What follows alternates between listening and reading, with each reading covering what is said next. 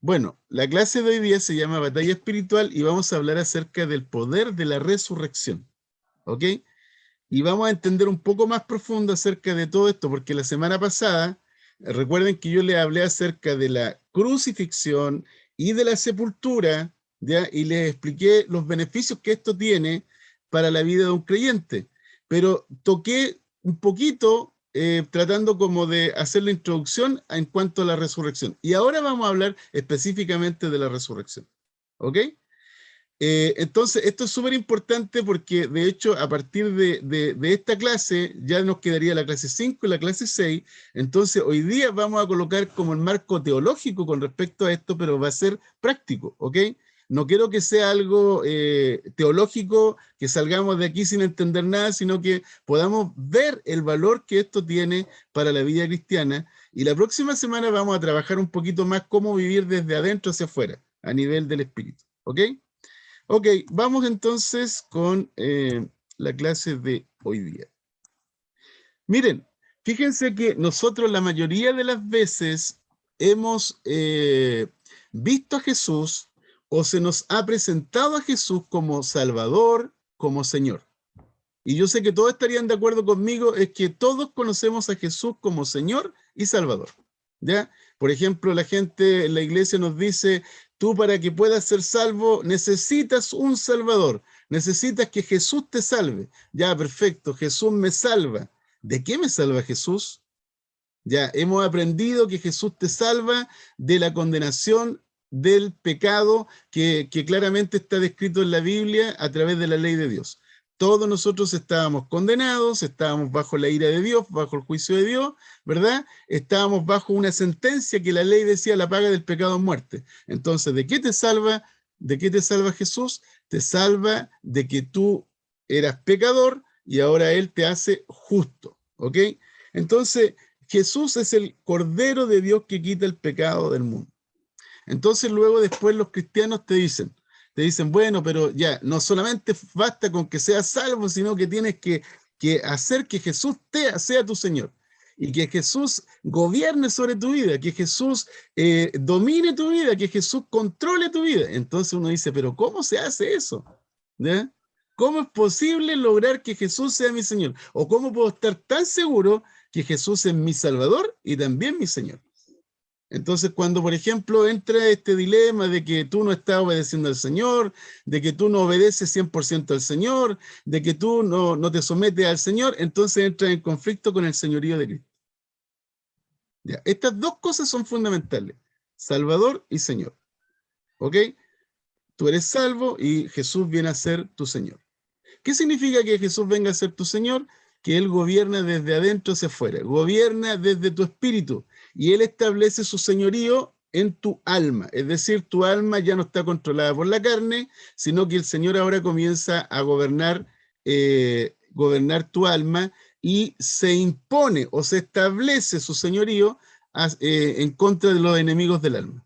Recuerden que primera de Pedro 2:11 dice que nosotros somos extranjeros y peregrinos en esta vida y que debemos abstenernos de los deseos malvados, perversos, engañosos que batallan contra el alma. Entonces fíjense que hay deseos que batallan contra el alma y esos deseos son los enemigos del señorío de Jesús y Jesús lo que quiere es establecer su gobierno en nuestra alma. Pero hay un aspecto que nosotros a veces pasamos por alto y que tiene que ver con que Jesús es vida. ¿Ya? Jesús es vida. Recuerden ustedes que Jesús, por ejemplo, dice en Juan 10:10, dice, el ladrón ha venido a hurtar, a matar y a destruir. ¿Ok? Cuando nosotros vemos esa palabra, dice que el ladrón ha venido a hurtar, a matar y destruir, siempre lo relacionamos con el diablo. Sí, está relacionada con el diablo, pero Jesús se refería principalmente a aquellos sistemas religiosos, de creencia, de doctrina, que en cierta forma tenían controlado a los judíos. Y en este caso se refería a los fariseos, a los saduceos, a los fariseos, a los saduceos y a los herodianos, que en cierta forma controlaban todo el quehacer del pensamiento judío. Entonces Jesús habla acerca del ladrón y se refiere al sistema de creencias que controla a las personas. Entonces los sistemas de creencia te hurtan, te matan y te destruyen. ¿Por qué? Porque esos sistemas de creencias vienen de las tinieblas. ¿Ok? Las tinieblas utilizan a las personas que en cierta forma están en el poder o están en ámbitos de influencia y controlan la mente de las personas. ¿Ok? Entonces el diablo es el ladrón, pero él de alguna forma utiliza a personas, y en este caso Jesús lo que hace es una denuncia. El ladrón ha venido a hurtar, a matar y a destruir. Entonces no es solamente el diablo aquí en este texto, pero Jesús dice algo que es bien interesante, y dice, yo he venido para que tengan vida, ¿ok? Yo he venido para que tengan vida. Y dice algo más, dice, y para que la tengan en abundancia. O sea, no es solamente para que tengan vida que he venido, sino que yo quiero que esta vida la tengan en abundancia, ¿ya? Sea una vida que fluya desde el interior, una vida abundante, una vida que pueda correr por el interior de ustedes, ¿ok? Y esto es totalmente diferente, ¿ya?, a la vida que te da el ladrón que ha venido a hurtar, a matar y a destruir, ¿ok? Porque esa vida que te da el ladrón, ya te roba, ya te destruye y te mata. Pero Jesús dice, yo he venido para que ustedes tengan vida. Entonces, fíjense el detalle que nosotros encontramos, principalmente Juan habla acerca de esto y él dice, por ejemplo, en Juan 3:36, hablando acerca de Jesús, es vida. Fíjense en este detalle. Dice, el que cree en el Hijo tiene vida eterna. Miren lo que les dice la religión. Miren lo que les dice el ladrón de la religión. La vida eterna comienza cuando tú mueres. ¿Ok? Pero Jesús dice, la vida eterna comienza cuando tú tienes al Hijo. ¿Cuánto han escuchado ustedes acerca de la vida eterna y están pensando en el futuro, como Marta? ¿Verdad? Cuando Marta se encuentra con Jesús y tienen este diálogo, ella le dice, sí, sí, yo sé que mi hermano va a resucitar en el día postrero. Pero Jesús le dice, Marta, yo soy la resurrección y la vida. El que cree en mí, aunque esté muerto, vivirá. ¿Ok? Entonces, la religión, el sistema religioso, cuando tú piensas en la vida, estás pensando en el futuro. Después de que tú te mueras, vas a entrar a la vida eterna. No, amados, Jesús está diciendo que la vida eterna comienza en el momento en que tú crees en Jesús.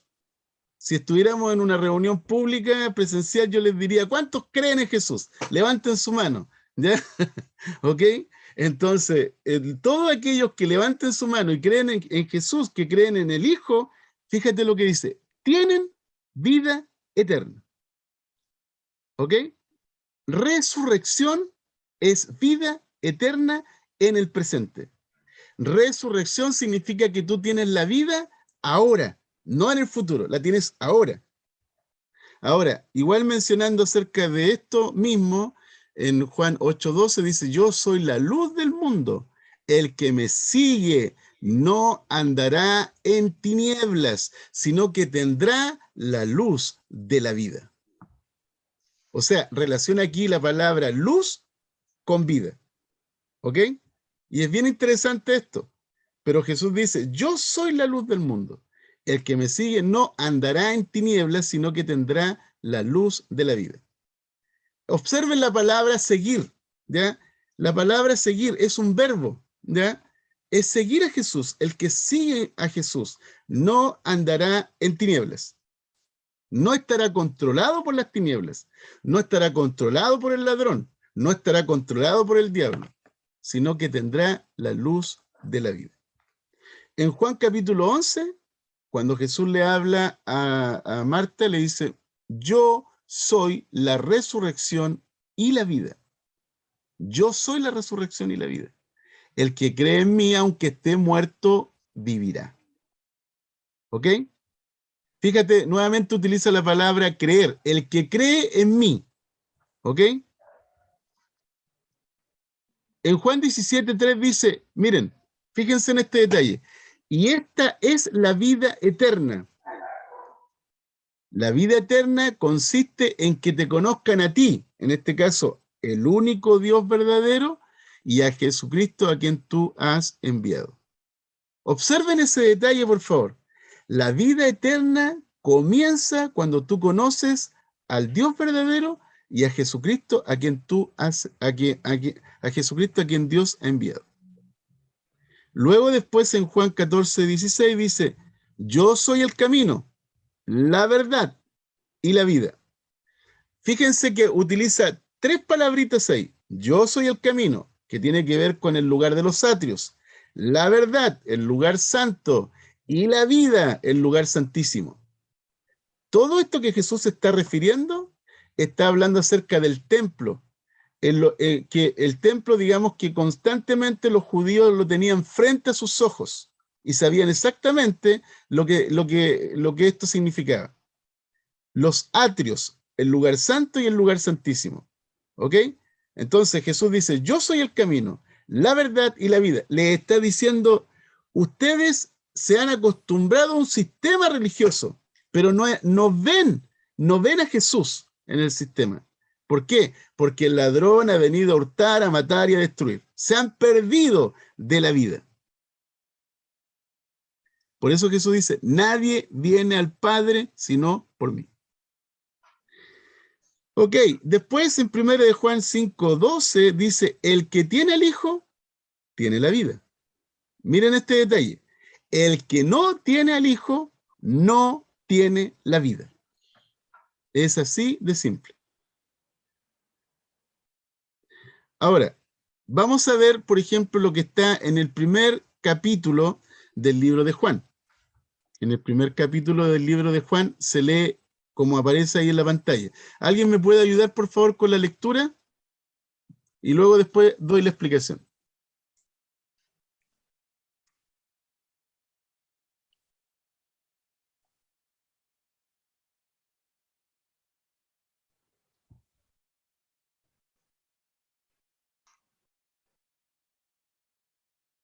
Ok, ¿quién va a hacer la lectura?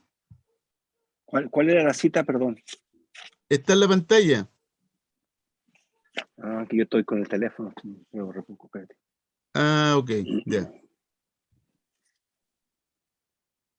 Ya. ¿Le voy a dar lectura? Sí, lo que está en la... En él estaba la vida, y la vida era la luz de los hombres. La luz en las tinieblas resplandece, y las tinieblas no prevalecieron contra ella. Aquella luz verdadera que alumbra a todo hombre venía a este mundo. En el mundo estaba, y el mundo por él fue hecho, pero el mundo no le conoció. Y aquel verbo fue hecho carne y habitó entre nosotros, y vimos su gloria, la gloria como el unigénito del Padre, lleno de gracia y de verdad, porque de su plenitud tomamos todos, y gracia sobre gracia. Ya, perfecto. Esto lo encontramos en el primer capítulo del libro de Juan. Fíjense cómo lo expresa Juan. En él estaba la vida. ¿Ya? ¿Qué es la vida?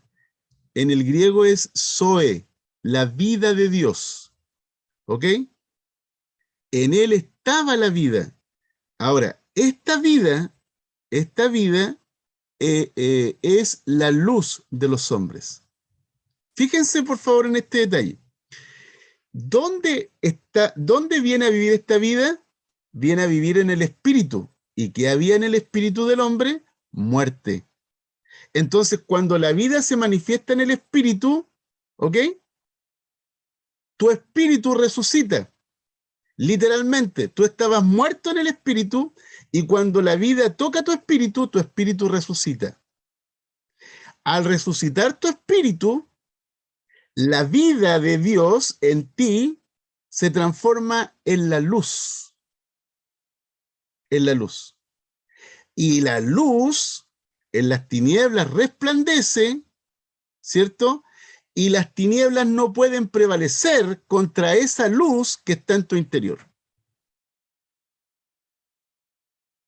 ¿Ok? Tenemos que tener este entendimiento. Estábamos muertos, estábamos separados, estábamos destituidos, Pero la vida vino a vivir en el interior de los hombres. Primero vino a vivir entre los hombres. Caminó con ellos, habló con ellos, conversó con ellos, comió con ellos. ¿Ok? Esa es la manifestación de la vida, todavía sin manifestarse en el interior. Pero cuando Jesús viene a morir en la cruz y resucita al tercer día y se sienta a la diestra del Padre y luego envía el Espíritu Santo, esa vida vino a vivir dentro de nosotros. Entonces dice, aquella luz verdadera que alumbra a todo hombre venía a este mundo. Y habla acerca de la luz verdadera. Recuérdense que Satanás es un ángel que se viste de luz. ¿Ya? ¿Han escuchado eso? Satanás se viste de ángel de luz. ¿Ok? Pero no es la luz verdadera. Por eso está haciendo énfasis. Él es la luz verdadera, Jesús. Y esta luz verdadera alumbra a todo hombre. Venía a este mundo. En el mundo estaba. ¿Cómo es eso que en el mundo estaba? Porque Dios había creado a través de su Hijo el mundo existente. Y el mundo por él fue hecho, eso es lo que dice. Pero el mundo no lo conoció. ¿Por qué? Porque la vida es imperceptible. La vida tiene que ser revelada. La vida se tiene que manifestar. La vida se da a conocer, pero es imperceptible para el hombre natural. Porque el hombre natural, como dice el apóstol Pablo, no entiende. El hombre natural le parece locura todo esto. El hombre natural rechaza, se opone, se resiste a esta realidad. No la puede comprender, no la puede entender. Entonces dice, y aquel verbo, dice, fue hecho carne. Es decir, la palabra, el logos, ya la palabra viva, el dabar de Dios se hizo carne. Dabar es en hebreo y logos es en griego. ¿Ok? El dabar de Dios, el verbo se hizo carne, la palabra se hizo carne y comenzó a vivir entre nosotros. Entonces los discípulos escriben ahí entre paréntesis y dice, y vimos su gloria. Fíjense el detalle, vimos su gloria. Por primera vez los discípulos, hombres de carne y hueso, hombres mortales, por primera vez ven la gloria de Dios en una persona. Y lo describen así. Esta gloria es ver al unigénito del Padre. ¿Ok?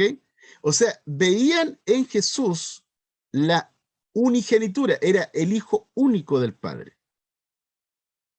Y lo describen también de esta forma, lleno de gracia y de verdad. Lleno de gracia y de verdad. ¿Qué significa lleno de gracia? Significa que Él traía algo nuevo, traía la aceptación.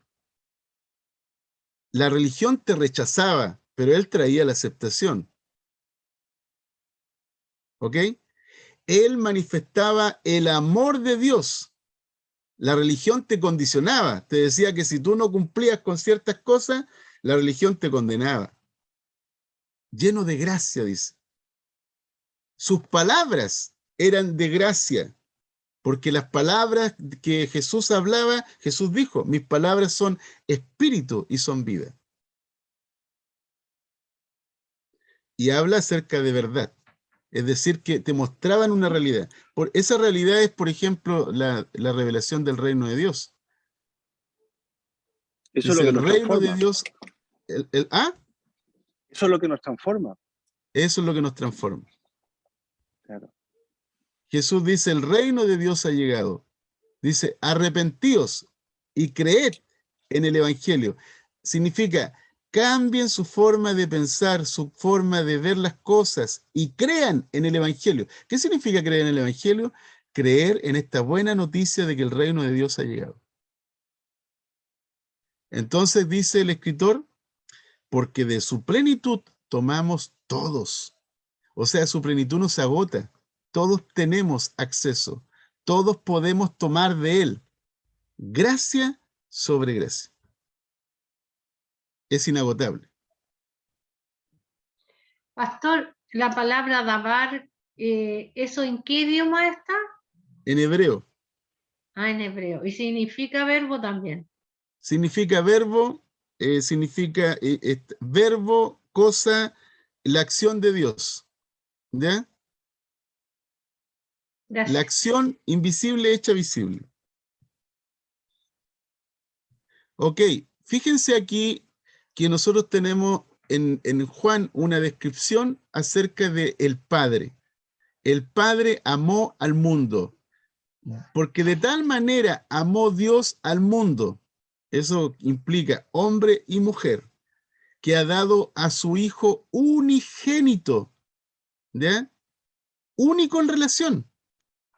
No había otro igual, no había otro semejante, ¿ya? Ha dado a su Hijo unigénito, para que todo aquel que en Él cree no se pierda, mas tenga vida eterna. Entonces, ¿qué es lo que nosotros recibimos cuando hemos creído en Jesús? Hemos creído en el Hijo unigénito. Tenemos vida eterna. No es que la vamos a tener, la tenemos ahora. Ahora tienes la vida. No es algo para el futuro, es algo para el presente. ¿Ok? Ya, fíjense en este otro detalle. Por eso me ama el Padre, dice. Por eso el Padre me ama, dice más bien. Porque yo doy mi vida para tomarla de nuevo. ¿Ya? Miren qué belleza de este texto. ¿Ya? Yo doy mi vida para tomarla de nuevo. Jesús nos está diciendo que Él va a dar su vida y Él va a resucitar de los muertos. Jesús nos está anticipando en este texto de que Él va a morir, que Él va a ser sepultado, pero Él se va a levantar de los muertos de nuevo. Ninguno de los maestros de las religiones más grandes del mundo ha podido hacer esto o dar esta anticipación. Ninguno. No hay nadie. Y fíjense que Jesús dice, nadie me la quita. Es decir, que el diablo no le quitó la vida a Jesús. No fueron los hombres que le quitaron la vida a Jesús. Dice, sino que yo la doy de mi propia voluntad. Tengo autoridad para darla y tengo autoridad para tomarla de nuevo. Este mandamiento recibí de mi Padre. Esto es un tremendo wow. Amén. Wow. Wow. Es un tremendo wow. Amén. Porque Jesús, el Hijo unigénito, tiene vida en sí mismo. Y si Él tiene vida en sí mismo, entonces cuando tú lo recibes, Él va a ser vida en ti. Es vida dentro de ti. ¿Ok? Miren, el anuncio de Jesús con respecto a la resurrección. Miren, dice, he aquí, dice, subimos a Jerusalén y se cumplirá todas las cosas escritas por los profetas acerca del Hijo del Hombre. Pues será entregado a los gentiles. Fíjense en este detalle, será entregado a los gentiles, ¿ya? Porque fue entregado a Poncio Pilato, a un romano, ¿ya? Y será escarnecido. ¿Qué significa escarnecido? Burla, humillación. Será afrentado. ¿Qué significa? Será avergonzado, deshonrado. Será escupido. ¿Qué significa? Ser rechazado y despreciado. Y después que le hayan azotado, o sea, según la tradición judía, 40 látigos menos uno, es decir, 39 látigos, le matarán, más al tercer día resucitará. Tremendo. Jesús les está diciendo a sus discípulos, a sus seguidores, de que va a atravesar un sufrimiento tal que lo van a llevar a la muerte. Pero el fin no está en la muerte, porque Él va a destruir la muerte, va a destruir el imperio de la muerte, va a destruir al que tiene el dominio de la muerte a través de la resurrección. Eso es lo que Jesús está declarando. Entonces, cuando nosotros, por ejemplo, leemos en Juan 11:25, que Jesús le dice a Marta, yo soy la resurrección y la vida. La resurrección no es solo un evento, sino la resurrección es una persona. Jesús es el intercambio divino. Jesús resucita de la muerte, crea vida de la muerte. La resurrección es la vida de Jesús. Vencer la muerte es parte de su personalidad. Jesús tiene un ADN de vida. Encontrar a Jesús es igual a encontrar la resurrección. Cada contacto con Cristo resucita nuestro ser interior. Su toque nos transforma de muerte a vida. Nosotros nos levantamos de la muerte. Sobrenaturalmente experimentamos la vida de Cristo en nuestros corazones. Entramos en su vida y su vida está dentro de nosotros.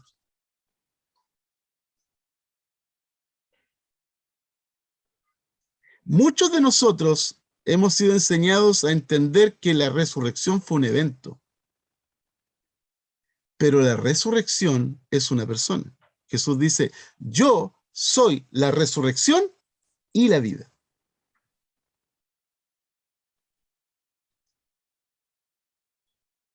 Wow. Esto es lo mismo que decir, yo he venido para que tengan vida y para que la tengan en abundancia, es decir, para siempre. Vida eterna. Una vida que no se acaba, una vida indestructible, una vida que no termina. Una vida en tu interior que es luz y la luz prevalece contra las tinieblas.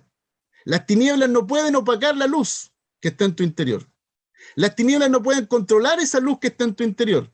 Las tinieblas no pueden controlar esa luz que está en tu interior, porque en tu interior hay vida. Y Jesús dice, yo soy la vida. Yo soy el autor de la vida. Por eso el apóstol Pablo dice, ya no vivo yo, sino que es Cristo quien vive en mí. Porque Jesús es el autor de la vida. Tremendo, ¿no? Miren, tan seguro estaba Pablo acerca de esto que escribió esto. Y si Cristo no ha resucitado, dice, la fe de ustedes, la fe de los cristianos es ilusoria y todavía estamos en nuestros pecados. Miren lo que está diciendo Pablo. Esto Pablo lo está escribiendo y lo está exponiendo a los corintios, que de hecho pertenece al mundo griego y que en este caso tiene que ver con el mundo de la filosofía, del pensamiento, del humanismo. Y el apóstol Pablo está exponiendo esto. Dice, si Cristo no ha resucitado, la fe de los cristianos es ilusoria. Todavía seguimos en nuestros pecados. En este caso, dice también, están perdidos los que murieron en Cristo, es decir, los que estaban esperando en Cristo. Si la esperanza que tenemos en Cristo fuera solo para esta vida, seríamos los más desdichados de todos los mortales. Los más infelices. En otra versión dice los más desgraciados de todos los mortales. Lo cierto, dice Pablo, es que Cristo ha sido levantado de entre los muertos como primicias de los que murieron.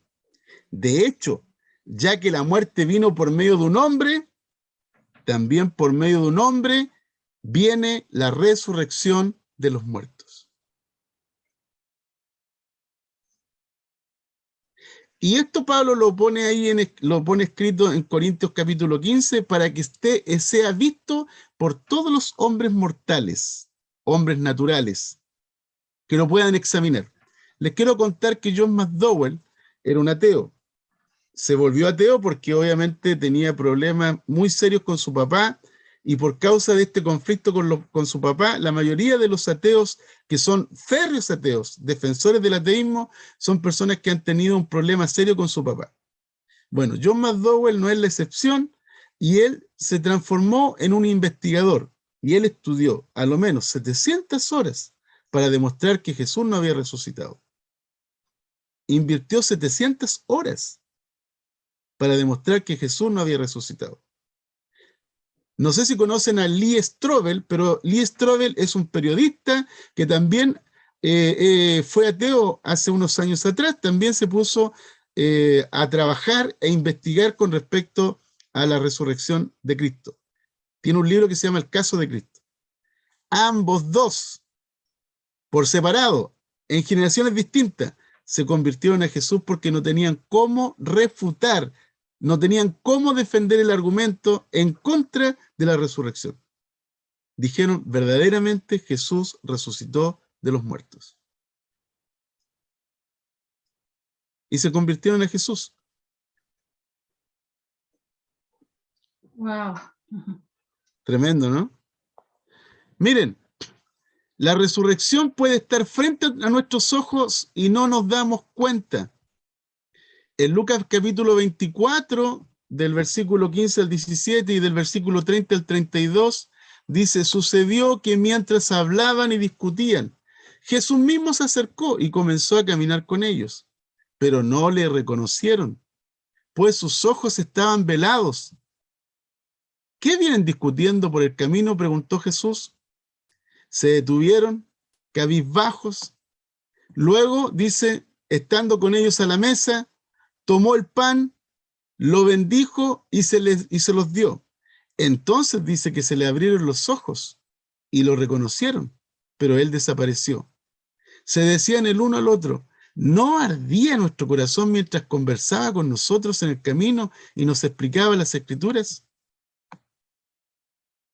Estos son los creyentes que iban de camino a Emaús.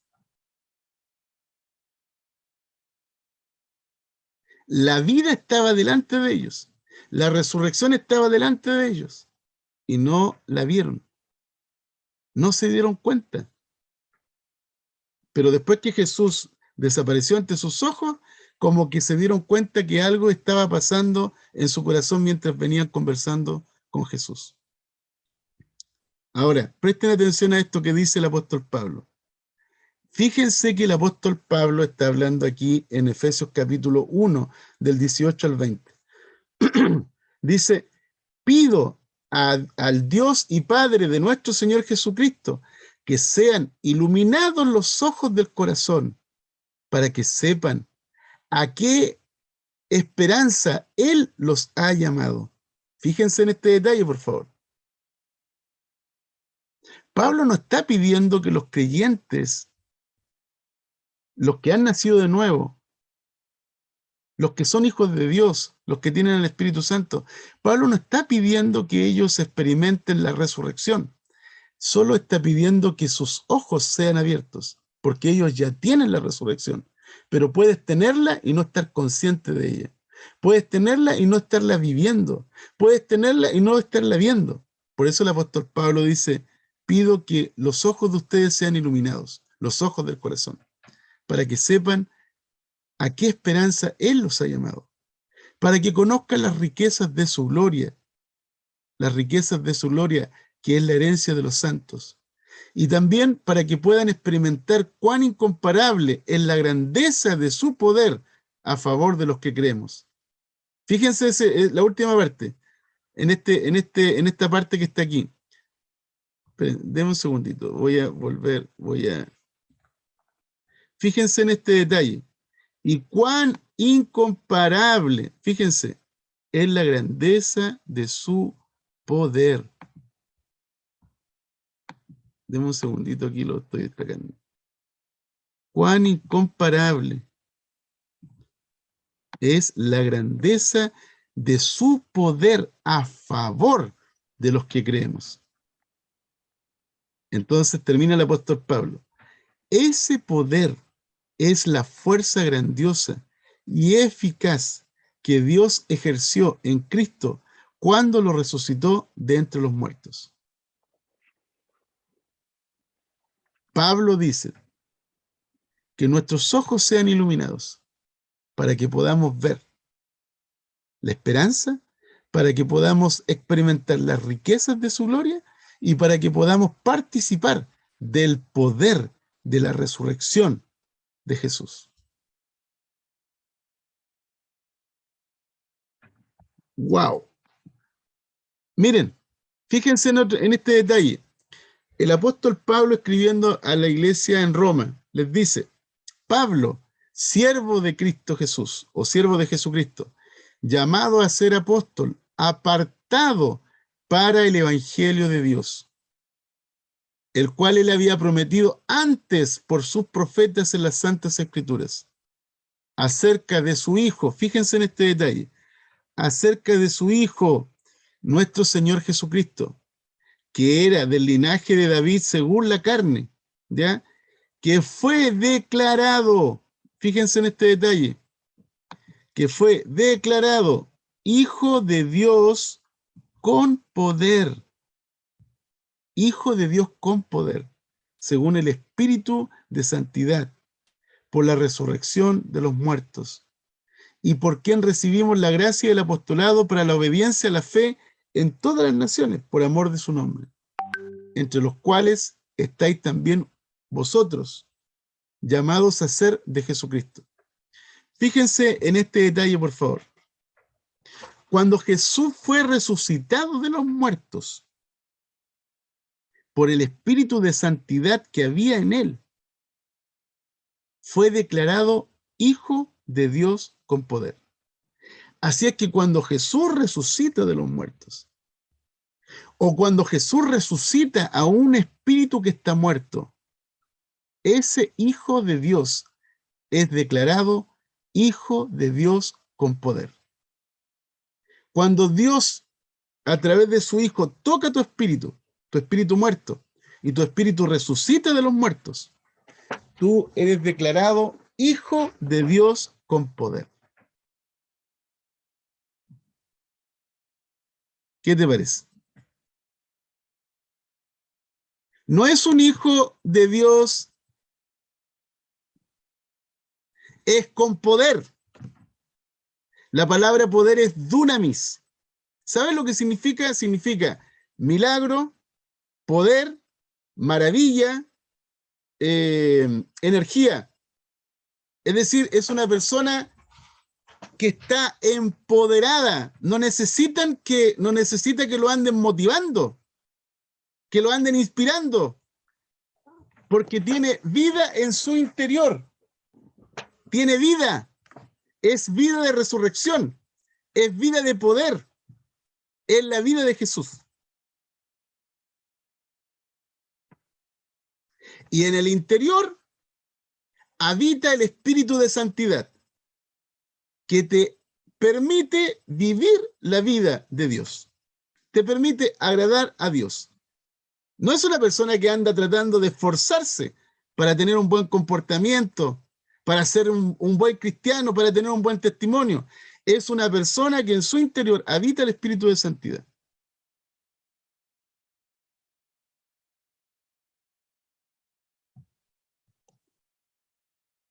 Algo más. Miren lo que dice aquí la Escritura. Los creyentes somos más que vencedores por medio de aquel que nos amó. Observe el detalle. ¿Usted conoce un vencedor? Ya, un vencedor. Dice más que vencedores. ¿Qué significa más que vencedores? Estás en otro level, en otro nivel, en otra categoría. Estás sentado en los lugares celestiales. Estás sentado con Cristo en los lugares celestiales. Tienes autoridad, tienes dominio. Dice, más que vencedores por medio de aquel que nos amó. Y mira lo que dice también la Escritura. Dice, ¿qué puede separarnos del amor de Cristo? Ni la muerte, ni la vida. Cristo ha vencido la muerte y los creyentes se mantienen firmes en las palabras de Jesús. Yo soy la resurrección y la vida, el que cree en mí, aunque esté muerto, vivirá. Y todo aquel que vive y cree en mí, fíjense en este detalle, por favor, anoten eso. Fíjense en este detalle, por favor, y presten atención. No morirá eternamente. Todo aquel que vive y cree en mí, no morirá eternamente. ¿Qué significa eso? Que tú en tu interior tienes vida eterna. Tienes una vida que nunca jamás va a morir. En tu interior tienes una vida permanente. Una vida que no se acaba en tu interior. Ok. Les quiero mostrar algo más con respecto a... Gladys, ¿tienes una pregunta? Ah, no, está aplaudiendo Gladys. Ok. Miren, este es un pasaje que es prohibido para los judíos. Los judíos que son ortodoxos, cuando alguien se encuentra con este pasaje, tratan de llevar a los judíos para que crean que este pasaje se refiere al pueblo de Israel. Pero este pasaje está escrito en relación al Mesías. Y miren el detalle, por favor. Qué hermoso. Qué hermoso detalle. Vamos a destacarlo aquí por lo siguiente. Dice, ¿quién ha creído a nuestro anuncio y sobre quién se ha manifestado el brazo de Jehová? Subirá, dice, cuál renuevo delante de él y como raíz de tierra seca. No hay parecer en él ni hermosura. Le veremos, mas sin atractivo para que le deseemos. Miren este detalle. Le veremos, mas sin atractivo para que le deseemos. Despreciado y desechado de los hombres, varón de dolores, experimentado en quebranto. Y como escondimos de él el rostro, fue menospreciado y no le estimamos. Nosotros le tuvimos por azotado y por herido de Dios y abatido. Mas él fue herido por nuestras rebeliones, molido por nuestros pecados. El castigo de nuestra paz cayó sobre él y por su llaga nosotros fuimos curados. Fíjense en este detalle, por favor. Por su llaga fuimos nosotros curados. Todos nosotros, todos, sin excepción, Romanos capítulo 3, no hay ni un justo, no hay ni siquiera uno, no hay quien busque a Dios. ¿Ya? Todos nosotros nos descarriamos como ovejas. Cada cual se apartó por su camino, mas Jehová cargó en él el pecado de todos nosotros. Angustiado él y afligido no abrió su boca. Como cordero fue llevado al matadero y como oveja delante de sus trasquiladores. Enmudeció, no abrió su boca. Por cárcel y por juicio fue quitado y por la rebelión de mi pueblo fue herido. Y se dispuso con los impíos su sepultura, mas con los ricos fue en su muerte. Ahí tenemos, por ejemplo, me parece mucho que es José de Arimatea cuando ofrece la sepultura. Aunque nunca hizo maldad, fíjense en este detalle, ni hubo engaño en su boca, porque la Biblia dice que Jesús fue tentado en todo, pero sin pecado. Y es por esa razón que al vivir sin pecado, el espíritu de santidad que había en él, la muerte no tenía poder para tener dominio sobre él, la muerte no lo podía retener. Por eso resucitó de los justos, o sea, resucitó de los muertos. Con todo eso, dice Jehová, quiso quebrantarlo, sujetándolo a padecimiento.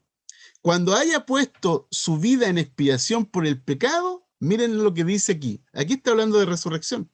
Dice, verá linaje, vivirá por largos días, y la voluntad de Jehová será en su mano prosperada. Eso es resurrección.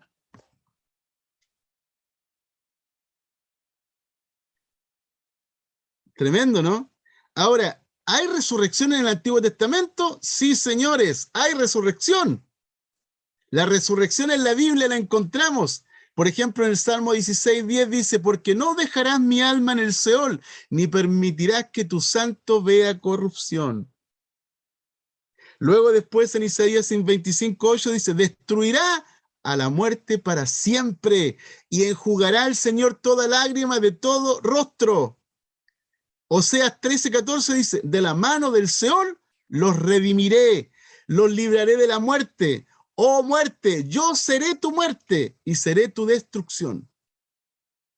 Oseas 6:2 nos dará vida después de 2 días. Al tercer día nos levantará y viviremos delante de él. ¿Sabes que se me erizan los pelos mientras estoy diciendo esto?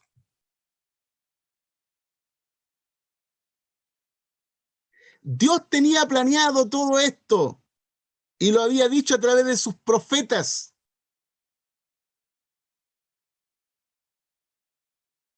¿Cuál era el objetivo? Revelar la vida de Dios, revelar el Zoe de Dios, revelar la resurrección, revelar el poder de la resurrección, el poder que trae la resurrección para que seamos hijos de Dios. Ahora, quiero mostrarles algo y vamos a estar concluyendo. Me quedan 3 láminas más. Cristo descendió al infierno. El Señor Jesucristo en el infierno padeció los tormentos de la muerte. Él pagó el castigo que nosotros merecíamos. Número 1, cuando el Señor pagó todo el castigo que nosotros merecíamos, recibió del Padre la justificación. Es indiscutible, grande es el misterio de la piedad. Dios fue manifestado en carne. Fíjense, Dios fue manifestado en carne. Justificado en el Espíritu. Justificado en el Espíritu porque resucitó de los muertos, visto de los ángeles vieron cuando Jesús resucitó de los muertos, le dijeron a los discípulos, así como ustedes han visto que Él subió, va a descender. Predicado a los gentiles, el Evangelio alcanzó más allá de Israel, hasta lo último de la tierra.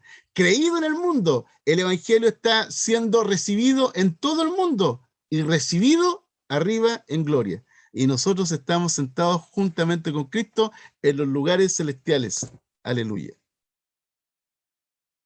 Número 2. Después que el Señor Jesucristo fue justificado, Satanás ya no tenía dominio sobre él. No tenía dominio legal sobre él. Porque todos los hombres habían pecado, por lo tanto, todo hombre que peca, muere. Jesús no pecó, Jesús fue tentado en todo, pero sin pecado. Y por esa razón, Jesús no podía ser retenido por Satanás en la sepultura. Así es que nuestra identificación con Cristo nos hace libres como Jesús. Libres, completamente libres. Número 3, después de ser justificado, Cristo destruyó al que tenía el imperio de la muerte. Esto es al diablo. Hebreos capítulo 2, versículo 14, así que por cuanto todos los hijos participaron de carne y sangre, Él también participó de lo mismo. Es decir, se hizo hombre como nosotros, vivió entre nosotros, comió como nosotros, durmió como nosotros, se cansó como nosotros.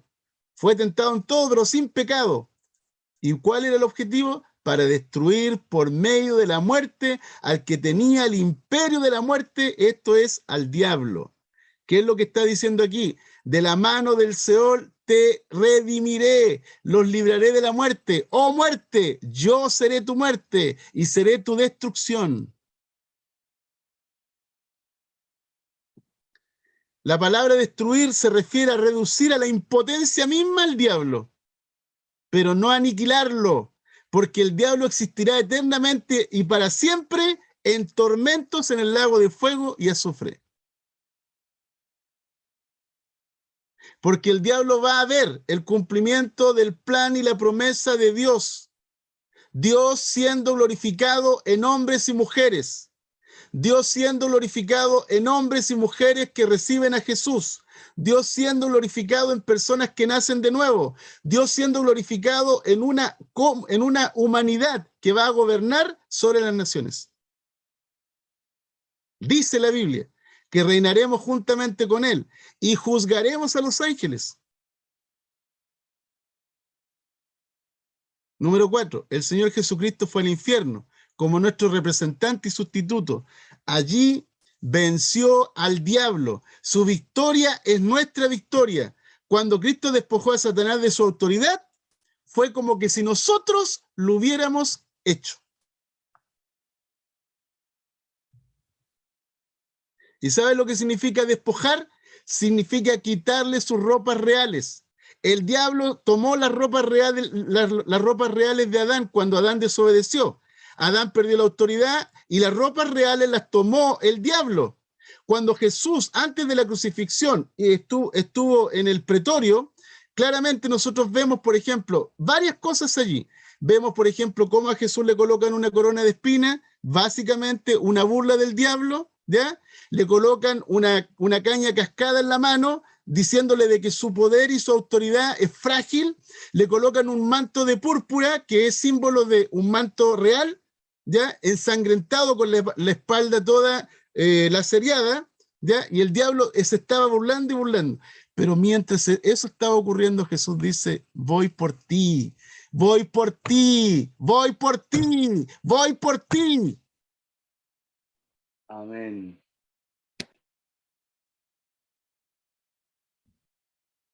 Entonces tenemos, por ejemplo, la sangre que sale de su cabeza, que tiene que ver con la redención de nuestra mente, nuestra emoción y voluntad. La sangre que corre por su cara, porque él recibió puñetazos. Le colocaron un saco en la cabeza y le golpeaban las narices, seguramente salió sangre de sus oídos, le rompieron dientes. Eso significa que el rostro de Dios se vuelve hacia nosotros. La sangre nos une, nos reconcilia. La sangre en su espalda habla acerca de que por sus llagas fuimos curados. La enfermedad, cuando nosotros nos hemos rebelado contra Dios, la enfermedad viene como consecuencia. La sangre de Jesús en su espalda representa eso. Él recibió 40 látigos menos 1, 39 látigos. Eso significa que por sus llagas somos curados. La sangre en sus manos, lo que no podíamos alcanzar ahora lo podemos alcanzar. Lo que no podíamos lograr, ahora lo podemos lograr. La sangre en sus pies representa que estamos parados en la autoridad de Jesús, en la autoridad de su sangre, sobre la cabeza del diablo. ¿Saben cómo se llama el lugar donde Jesús fue crucificado? Gólgota. Se llama el lugar de la calavera, el lugar del cráneo. Y Jesús, en la Biblia, en Génesis 3:16, no me acuerdo exactamente el detalle, dice que Él te herirá en el calcañar, pero tú le herirás en la cabeza, en el cráneo.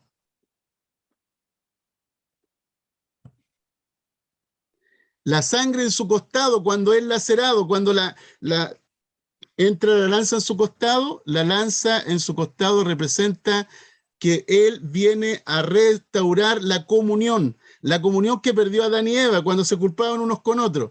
Jesús viene a restaurar la comunión, viene a crear una comunidad, viene a levantar una nueva humanidad que se ama.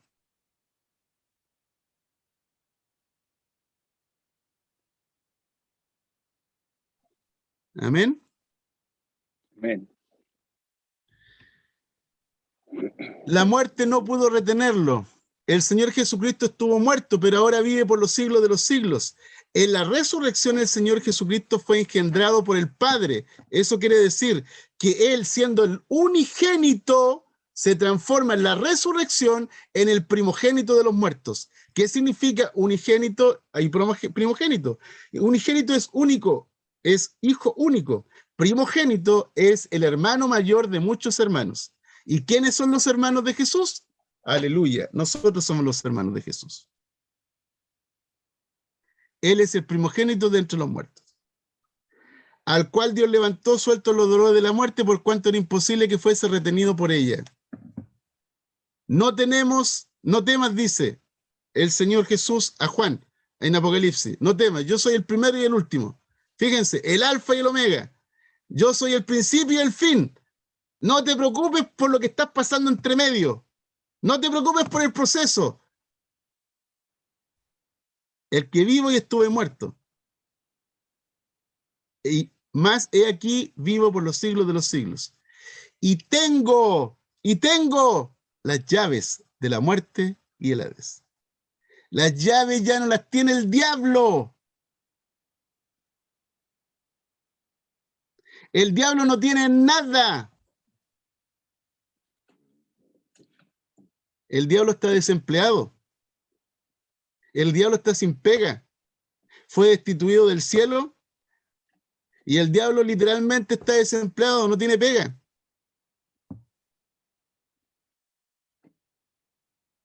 Anda de ocioso, por eso habla tontera. Cristo subió por encima de todos los cielos para llenarlo todo. ¿Qué significa la resurrección para el creyente? Significa que el problema del pecado fue resuelto, que Satanás fue derrotado, que la humanidad fue redimida, que Dios ahora, sobre una base legal, imparte su naturaleza, es decir, vida eterna, al hombre y a la mujer, y los crea o los hace una nueva creación. Número 5, que el hombre puede ahora ser realmente un hijo de Dios. Número 6, que puede el hombre tener un perfecto compañerismo con Dios.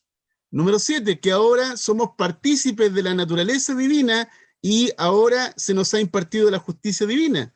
Número 8, que el hombre puede estar en la presencia del Padre así como Jesús lo estuvo durante toda su vida terrenal. Número 9, que Dios ahora nos concede el Espíritu Santo por medio de nuestra relación con Jesús, para que more el Espíritu Santo de forma permanente en nuestra nueva creación. Ahora podemos decir, ya no vivo yo, sino que es Cristo quien vive en mí. Y número 10, que ahora sabemos, Romanos capítulo 4, 25, que es una realidad. ¿Cuál es la realidad? Él fue entregado por nuestras transgresiones y resucitado para nuestra justificación.